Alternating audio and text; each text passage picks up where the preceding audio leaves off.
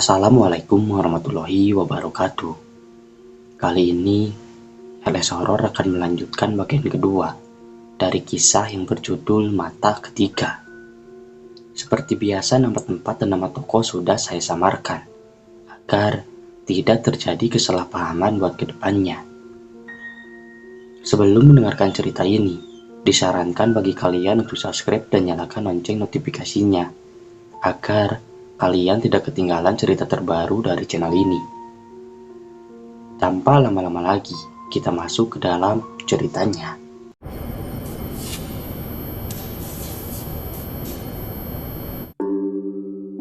Dalam kondisiku saat ini, entah apa yang harus aku lakukan. Karena melihat sosok adik tercinta yang jatuh ke dalam genggaman sosok makhluk jahat tersebut. Seketika, pikiranku pun campur aduk antara rasa gelisah dan rasa cemas, silih bergantian memenuhi isi benakku ini. "Rip, ayo lari!" teriakku. Namun tidak ada respon sedikit pun darinya. Sekarang, kondisi Arif hanya berdiam mematung, tanpa ada pergerakan sedikit pun yang dilakukannya. "Rip, sadar! Ayo, kamu pasti bisa!" Sekali lagi aku mencoba menyadarkannya, tetapi semua itu tidak kunjung membuahkan hasil. Terbukti dari tidak adanya jawaban sedikit pun yang dilontarkan olehnya. Membuatku sedikit gelisah terhadap kondisi Arif saat ini. Memang, aku yang hanya bisa melihat mereka saja, tapi tidak dengan untuk melawan atau mengusir mereka. Semua itu belum bisa aku pahami dan mengerti. Aku pun mencoba mengumpulkan keberanianku dan bergegas berdiri untuk meraih Arif.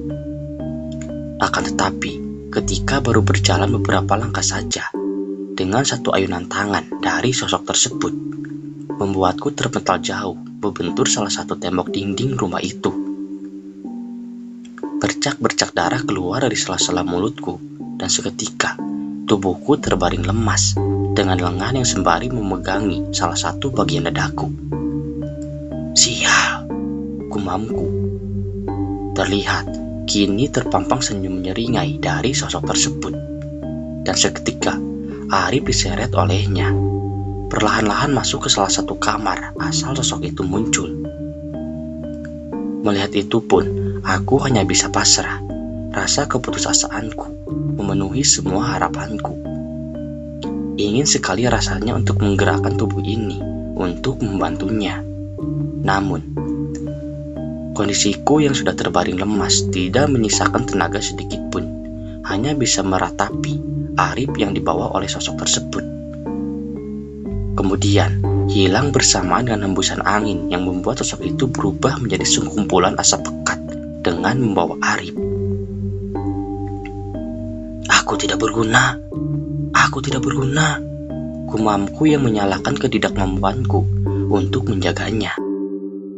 Namun seketika kepalaku menjadi sangat pusing dan sedikit berkunang-kunang. Terlihat pandanganku mulai mengabur dan seketika aku tidak sadarkan diri. Entah nyata atau apa, dalam ketidaksadaranku, aku bertemu salah satu kakek tua yang terlihat sudah sangat sepuh, berjalan menghampiriku. "Belum saatnya kamu berada di sini," ucapnya. Kamu siapa?" lisanku bertanya. Namun pertanyaanku barusan tidak sedikit pun dijawab olehnya dan hanya tersenyum ke arahku. "Jangan khawatir, aku bukan orang jahat. Sebaiknya kamu pulang. Adikmu masih butuh pertolonganmu." Mendengar ucapan yang dilontarkan oleh kakek tersebut, seketika angin di tempat itu menghembus dengan kencang dan membuatku terbawa oleh hembusannya.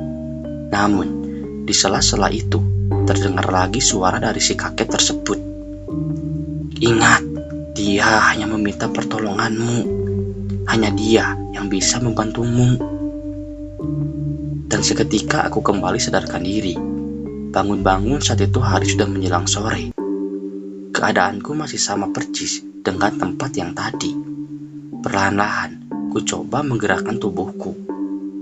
Dengan sedikit kesusahan, mencoba untuk segera bangun dari tempat tadi aku tidak sadarkan diri. Sekilas aku teringat dari ucapan kakek tersebut. Sebenarnya apa yang dimaksud dengan ucapannya? Aku pun tidak mau terlalu larut atas kebingungan itu dan segera melangkah berjalan keluar untuk mencari Arif. Berharap bisa menemui salah satu warga untuk dimintai pertolongan untuk mencari adikku tersebut. Langkah demi langkah aku langkahkan dengan langkah yang masih terhuyung-huyung, melangkah berjalan menyusuri jalanan tersebut.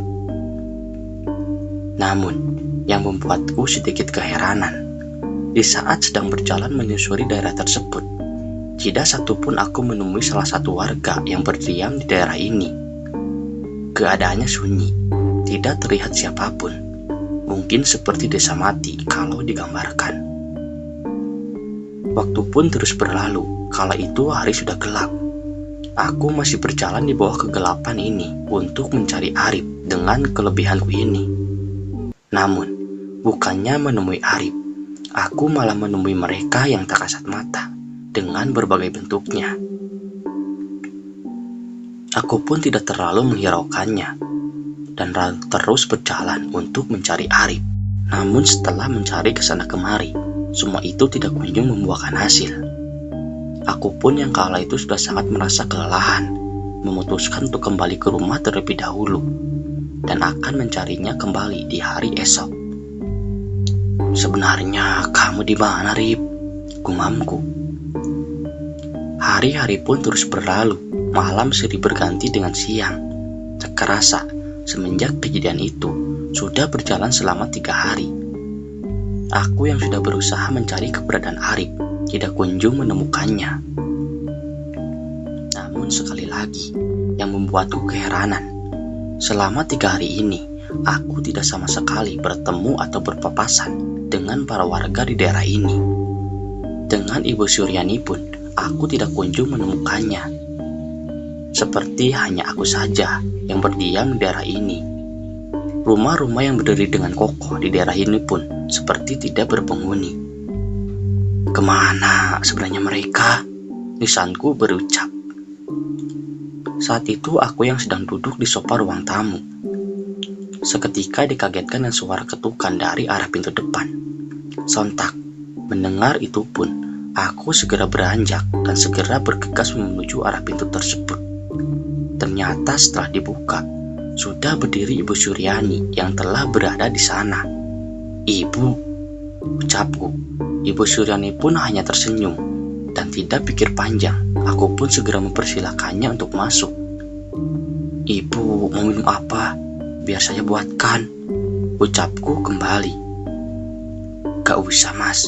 Ibu kesini ingin memberitahukan semuanya," jawabnya dengan menghela napas panjang. "Maksud ibu?" tanyaku. "Maaf sebelumnya, Mas. Ibu malah merepotkan kalian." "Sebenarnya begini, Mas," jawabnya dan langsung menceritakan semua kebenaran ini.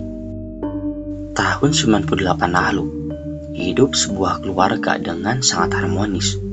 Tetapi, keluarga itu tidak kunjung mendapatkan buah hati akibat salah satu dari mereka, yang lebih tepatnya suami dari Ibu Suryani, tidak bisa memberikan keturunan terhadapnya.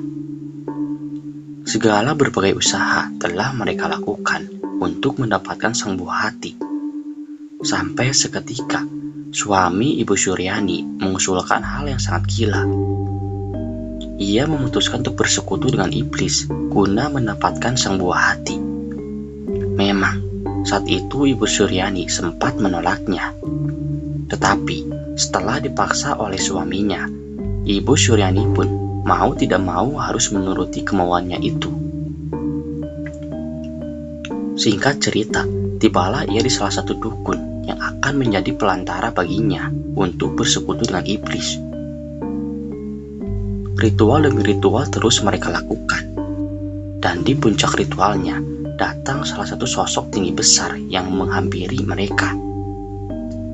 Dengan memberikan sebuah buah yang sangat aneh harus dimakan oleh Ibu Suryani. Konon, buah tersebut yang akan memberikan sebuah keturunan baginya. Tapi semua itu tidak gratis. Sosok tinggi besar tersebut meminta setiap sebulan sekali, tepatnya di malam Jumat. Ia ingin diberi sesaji berupa ayam hitam untuk dijadikan makanan sesembahan baginya. Ibu Suryani dan suaminya pun langsung menyetujui persyaratan tersebut, dan pada akhirnya mereka pun bisa mendapatkan sebuah keturunan. Sampai seketika di suatu hari mereka lupa untuk memberikan sesaji itu, mengakibatkan anaknya yang baru berusia 9 bulan dibawa kembali oleh sosok tersebut. Tentu saja perlawanan demi perlawanan mereka lakukan demi mempertahankan sang buah hati. Namun semua itu hanya sia-sia belaka, yang membuat suami dari Ibu Suryani meninggal dunia. Dan sosok tinggi besar tersebut berjanji setiap ada anak yang belum balik tinggal di rumah ini akan dibawa olehnya. Dan begitulah penuturan yang diceritakan Ibu Suryani. Begitu Mas, sebenarnya Ibu juga. Sekali lagi Ibu Suryani tidak menyelesaikan perkataannya. Sebenarnya apa, Bu? Dan kenapa Ibu malah membawa kami ke sini? Sekarang gimana nasib adikku yang dibawa olehnya? Ucapku dengan nada yang sedikit meninggi. Ibu minta maaf, Mas. Ini semua rencana Ibu. Sudah sangat lama Ibu menantikan hari ini. Ibu akan membawa adik kamu kembali, tegasnya. Tapi gimana, Bu? Gimana caranya? Tanyaku kembali. Masih ada satu cara, tapi kamu harus membantu Ibu. Apapun, Bu, apapun itu akan saya lakukan, tegasku kembali. Ya udah, kalau gitu sekarang kita segera bersiap-siap, Mas. Ibu akan mempersiapkannya terlebih dahulu. Mendengar ucapan dari Ibu Suryani, aku pun hanya mengangguk dan segera membantunya untuk mempersiapkan semua itu. Waktu pun terus berlalu dan semua persiapan kami telah selesai. Tidak pikir panjang, kami pun segera memasuki sebuah ruangan yang di sekelilingnya telah menyala sebuah dupa dan kemenyan. Kamu siap, Mas? Tanyanya. Aku siap, Bu. Jawabku pasti. Kami pun langsung berduduk bersila dan segera memejamkan mata kami. Mantra-mantra terus terucap dari mulutnya tersebut. Sampai seketika datang angin yang tertiup cukup kencang menerpa tubuh kami. Disusul dengan Ibu Suryani yang segera menyuruhku untuk membuka mata. Ini di mana, Bu? Tanyaku. Karena saat ini yang terlihat olehku, kami sedang berada dalam hutan belantara yang di dalamnya diisi oleh pohon-pohon beringin yang bertumbuh dengan sebesar di sekeliling tempat tersebut. Ini di alam mereka. Ingat, nanti kamu jangan jauh-jauh dari Ibu, jawabnya. Aku pun hanya membalasnya dengan anggukan dan segera berjalan mengikuti langkah Ibu Suryani. Langkah demi langkah kami langkahkan untuk mencari keberadaan Arif. Makhluk-makhluk yang tak kasat mata berdiri memenuhi setiap pohon beringin tersebut dengan tatapan yang seperti tidak senang akan kedatangan kami ke sini. Terus fokus, Mas, ucap Ibu Suryani. Kami pun terus melangkahkan kaki kami dan sampailah kami ke sebuah tempat. Terlihat bangunan yang sangat besar, yang besarnya melebihi bangunan-bangunan pada umumnya. Bisa digambarkan seperti kerajaan. Tetapi keadaannya seperti bangunan sudah tidak terurus. Terbukti dengan terlihatnya jamur-jamur yang tumbuh di setiap dindingnya itu. Kita sampai, Mas, tegasnya. Kami pun langsung memasuki bangunan tersebut dengan mengikuti langkah kakinya. Tidak membutuhkan waktu lama bagiku untuk sampai ke tempat Arif berada. Terlihat Arif yang berada di salah satu ruangan dengan rantai-rantai yang mengikat tubuhnya. Arif, teriakku. Namun ketika aku hendak berlari ke arahnya, dengan cepat Ibu Suryani menahanku. Jangan gegabah. Jangan membuat kesalahan, Ini di alam mereka, ucapnya. Aku pun segera mengurungkan niatku untuk segera menghampiri Arif. Memang benar apa yang dibicarakan Ibu Suryani. Kami sekarang berada di alam mereka. Kesalahan sedikit pun bisa berakibat fatal bagi kami. Maaf Bu, ucapku. Ibu Suryani pun hanya membalasnya dengan anggukan dan terus memperhatikan keadaan dari ruangan tersebut. Sampai seketika, pandangan itu tertuju ke salah satu ruangan yang membuat matanya berlinang dengan air mata. Anakku, ucapnya lirih. Mendengar itu, aku pun mencoba melihat ke arah tatapan Ibu Suryani. Terlihat seorang anak perempuan berusia sekitar 5 tahun sedang terkurung di sebuah jeruji besi dengan kondisi yang sangat memprihatinkan. Melihat itu, aku pun sedikit tersentuh. Tak terasa, air mataku tiba-tiba keluar membasahi bagian pipiku. Apa itu anak ibu yang ibu maksud? Tanyaku. Iya mas, sebenarnya ibu datang ke sini bukan hanya untuk mencelakakan adik kamu, tapi juga untuk membawa anak ibu kembali, jawabnya. Aku pun hanya termenung kagum kepada Ibu Suryani.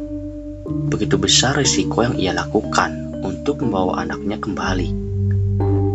Tidak pikir panjang, kami pun langsung membagi tugas kami. Aku memutuskan untuk menyelamatkan Arif, dan Ibu Suryani bergegas menyelamatkan anaknya. Ini mas, ini untuk membuka rantai yang mengikat adik kamu, ucap Ibu Suryani, sembari memberikan sebuah bambu kuning yang katanya bisa membuka rantai tersebut. Nanti kamu tinggal gesekkan saja. Nanti dengan sendirinya rantai tersebut akan hancur.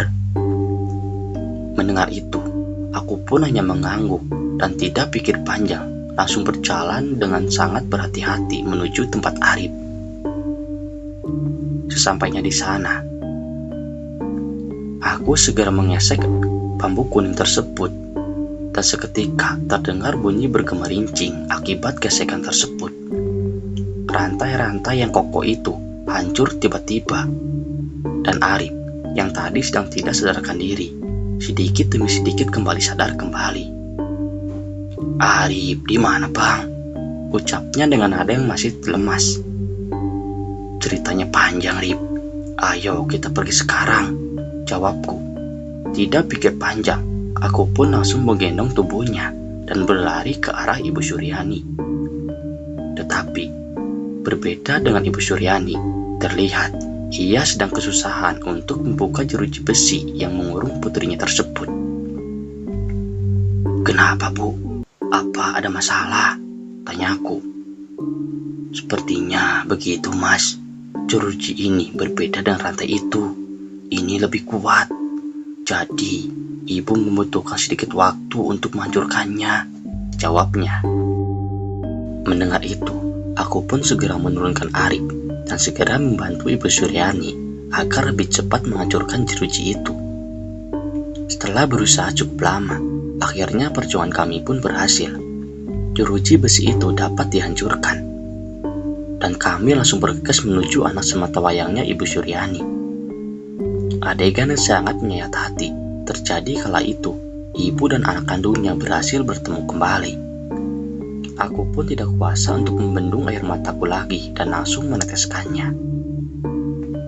Namun, ketika Ibu Suryani telah ingin membawa anak sematawayangnya, tiba-tiba datang sekumpulan asap yang begitu pekat. Energi negatif yang selalu aku rasakan kini datang kembali. Perlahan demi perlahan, asap yang tadi datang berubah menjadi sosok tinggi besar tersebut.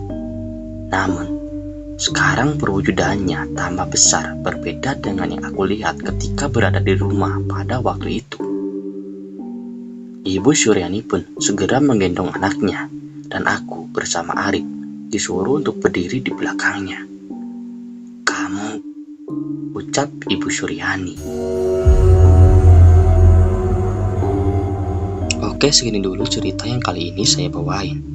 Bagaimana kelanjutannya? Nantikan di part selanjutnya. Dan bagi kalian yang suka dengan cerita ini, boleh like, comment, and share cerita ini.